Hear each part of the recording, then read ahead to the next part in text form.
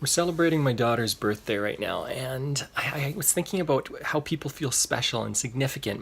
Everyone has a need to feel significance on some level. It's how we learn who we are in community. And I was thinking, what are the business applications and personal applications of this? Well, in business, legitimately, people feeling special at times is a really helpful gift for improving morale, improving culture, improving different things. Now, there are cheap things like everyone nominates somebody every Friday or something like that. When it lacks sincerity, then significance is negated.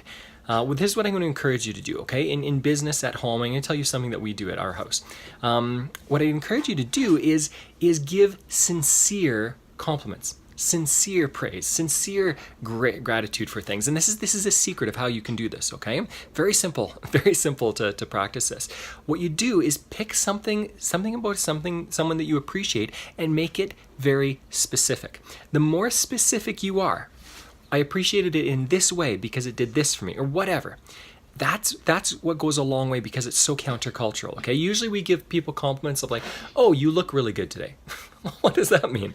Or whatever. I really like that you work hard. Well, you know what? That's one thing you can do. But I would suggest instead of saying you work really hard or you've got a great work ethic or something like that, what if you said to an employee, hey, I really appreciated how you did this project. I noticed in the paper how you paid such great attention to detail, and it's appreciated. Thank you.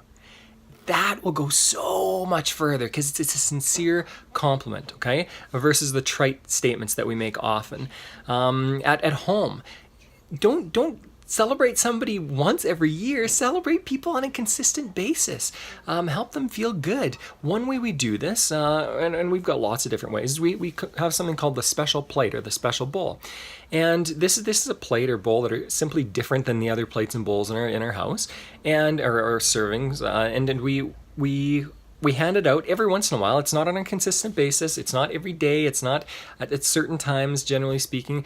We hand it out at different times. Any kid, either of the kids, Teresa or I, can hand it out at a time. And when it's out there, what we do is we go around the table and each say something that we appreciate about who the person is. Not what they do, who the person is. Once we're all done, the person has to say something that they appreciate about themselves. Now, this has a really unique effect. Most people, and we do this with guests sometimes when they come to our house, most people are really uncomfortable with this, extremely uncomfortable with this.